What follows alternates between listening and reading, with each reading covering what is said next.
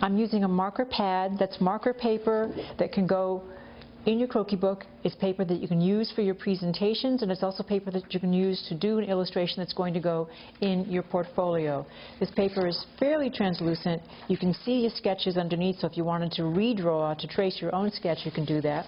It also tends to bleed color a little bit, so when you're working, put a sheet underneath here so that it won't ruin the sheet behind it. You can always put a slip sheet behind there. Color. Let's just take a basic color and do some rendering and figure out how the marker works.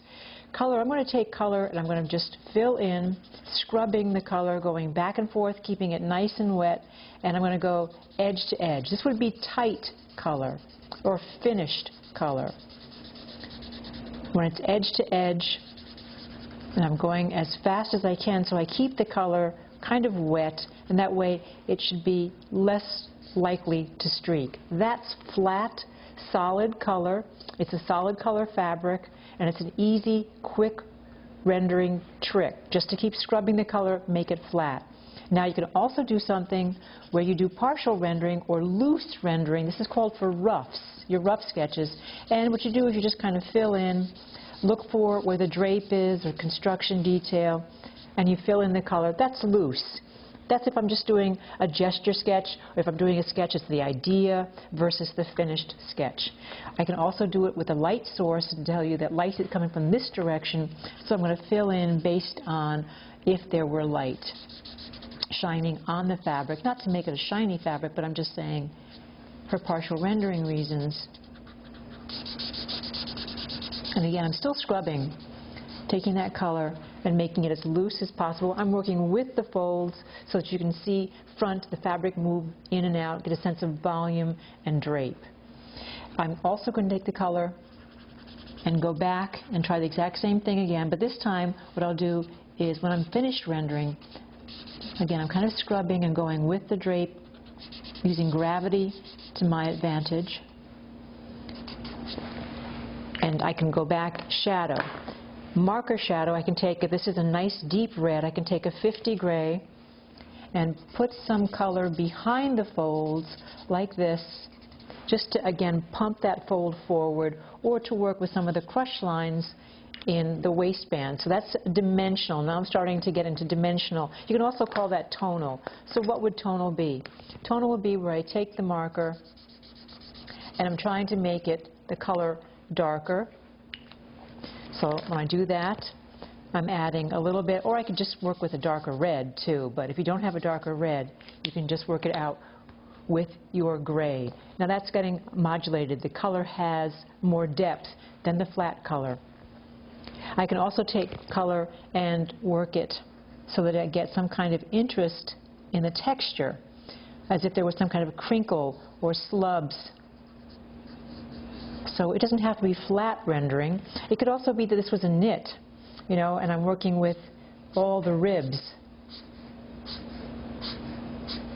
giving you an impression of the surface, again, in the fabric. That could be a knit.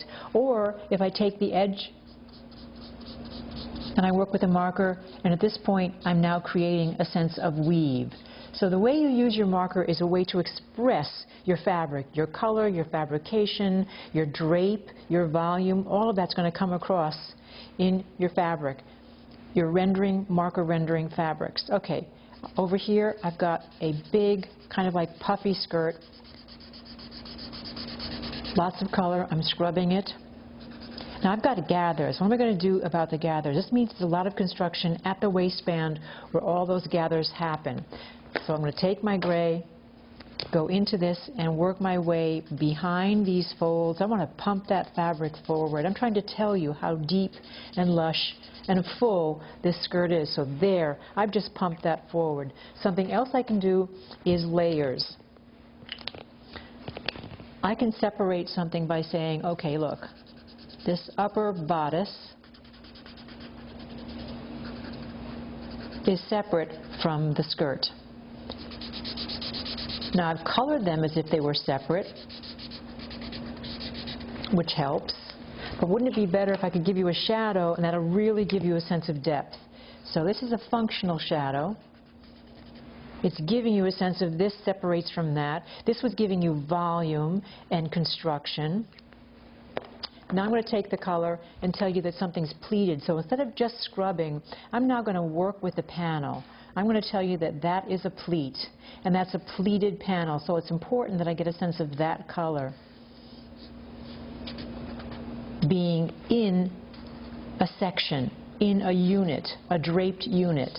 So I'm telling you that's a pleated skirt, and then I can work my way up inside the pleat. Now I've given you information with color. Last, I'm going to tell you, you can get color to move with the fabric. So you drape with your grain or the direction of your pull. Like, for instance, look at this. I am now going to color sideways because the fabric went sideways.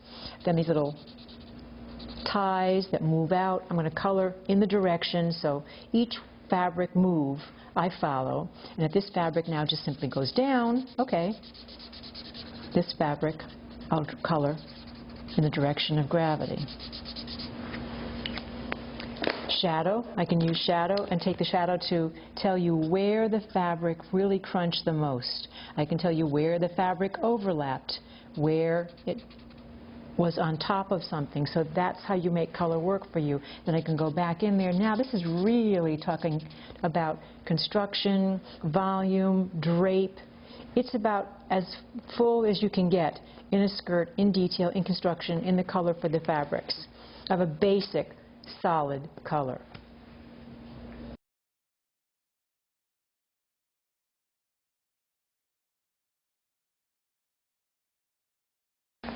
I wanted to give you a context for the fashion design, the sketching, the figure work that we're going to do, and the color rendering. This is an example of a croquis book, where you open up the croquis book as a sense of you, the designer. We get to your customer, the collage about who you want to dress, and then we get to the collage where we're looking at the customer profile, maybe, the context for design inspiration, and your color sources, your fabrics. And after we've looked at all of this, then we start getting into your figure work, and when we're into the figure work, we're saying, well, what kind of figures are we going to use? Do we need to use flats? Is there more figure work that we've got to do? That always depends on the parameters of your project, but at this point what we're doing is looking at how do we draw and dress these figures.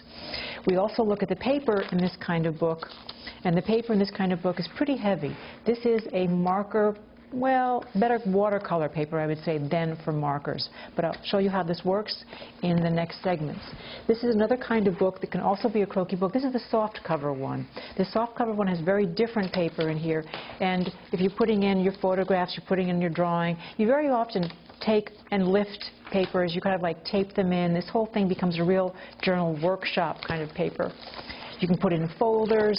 And this paper is much thinner. It's a whole different set of parameters when it comes to marker rendering, how it takes marker or watercolors. It's going to buckle a little bit with the watercolors. So we're going to look at different papers and how they react and what we can do with them. This is tracing paper, and I wanted to show you the marker paper because marker paper is something that we can draw on and then take this out and put it into our croquis books, our design journals. Tracing paper is this really super fine paper that we put over our sketches. So if I refer to tracing paper, this is what I'm talking about. It's not parchment. It's a different type. It's tracing paper. It's pretty thin. Markers. These are the markers that we're going to be using. We'll use a pen. We'll use pencil. So we get to use all of this in the next segment when we start working on our figures and color rendering.